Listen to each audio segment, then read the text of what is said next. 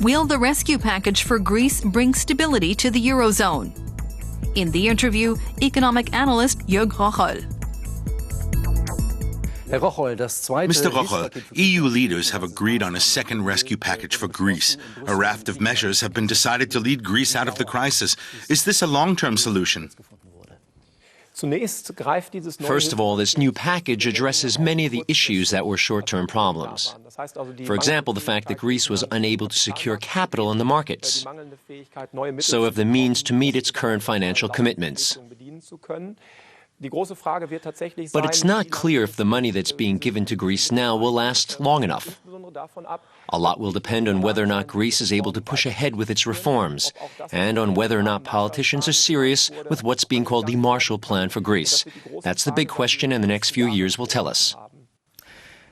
German Chancellor Angela Merkel repeatedly demanded the involvement of the private sector in this rescue package, banks and insurance companies. Now they are involved and are willing to forego some of what Greece owes them, to the tune of billions, it said. Is that really the case? I think so, yes. And I think it's a significant contribution that the private sector is making. Of course, you have to acknowledge that ultimately those debts are being underwritten by all of us, by the taxpayers in the Eurozone. We are the guarantors of those debts.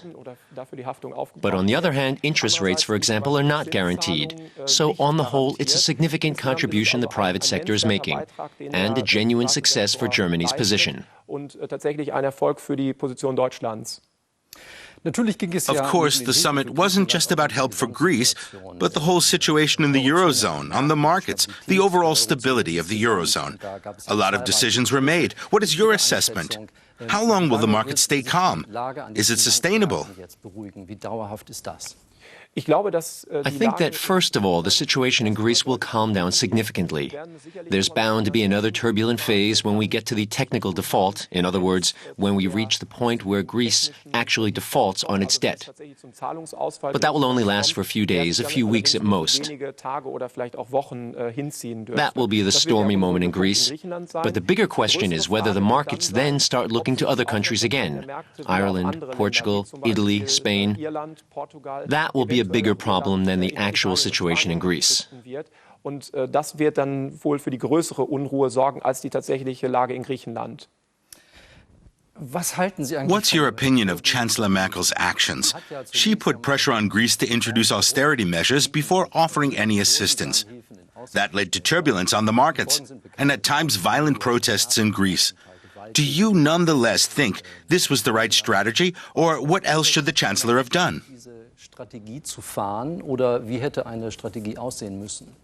I think that the fundamental strategy of increasing pressure on Greece is correct. To this day, the fact remains that the problems can ultimately only be solved in Greece itself. In other words, Greece has to repay its debt, and Greece has to recover its competitiveness. So I think it was right to wait a while, so as not to relieve the pressure on Greece right away. Otherwise, there would be a danger that Greece or other countries would just lean back and say, well, we'll get outside help anyway, so it's not so bad if we don't make too much of an effort. But I would say that the communication hasn't gone well in the last few months.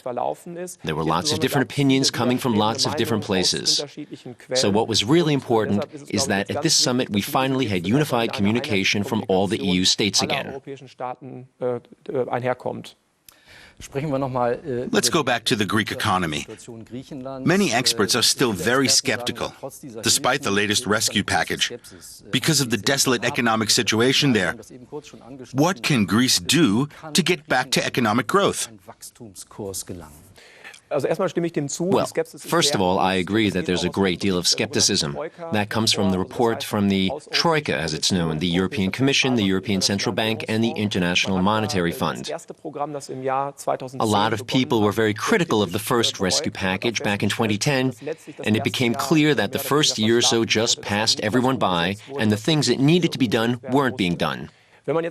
So looking forward now, it's vital that the things that were discussed back then are implemented properly now, starting with the privatization of state-owned companies, which so far really hasn't happened to the extent one would have wished. And then there's the bigger questions of how the Greek economy can be competitive again, how an efficient tax system can be set up, so that Greece can eventually stand on its own 2 feet and meet its commitments.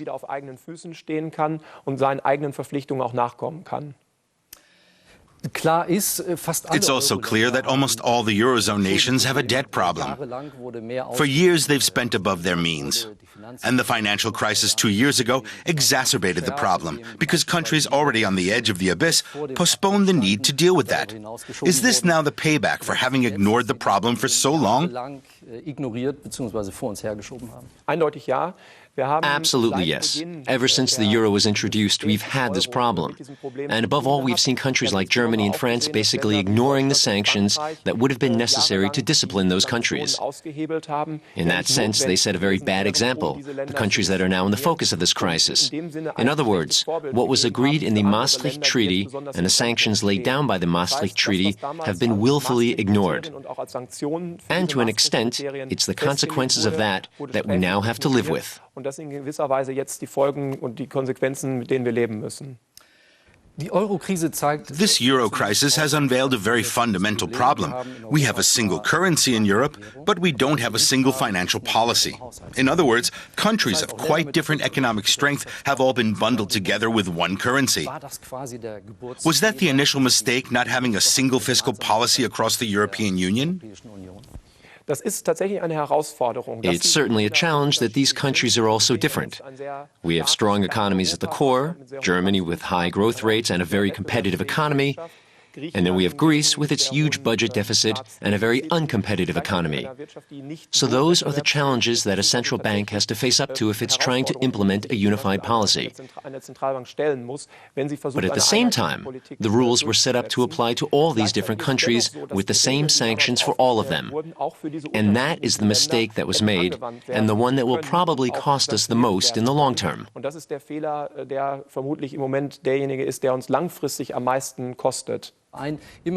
Another model that has often been discussed is Eurobonds.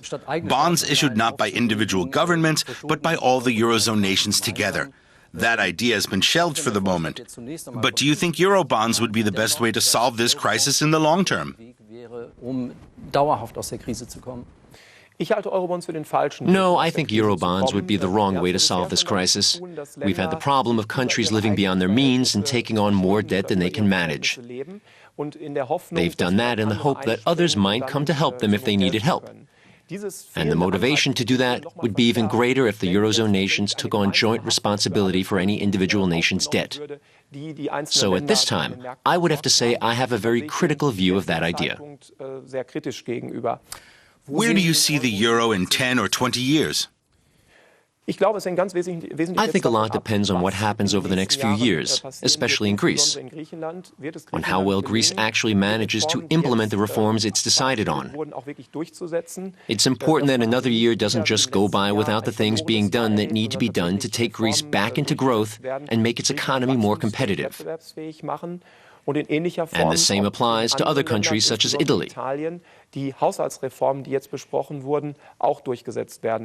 that happens, then I think the euro has a good chance of becoming a robust currency in the long term. But we'll have to wait and see what happens in these countries.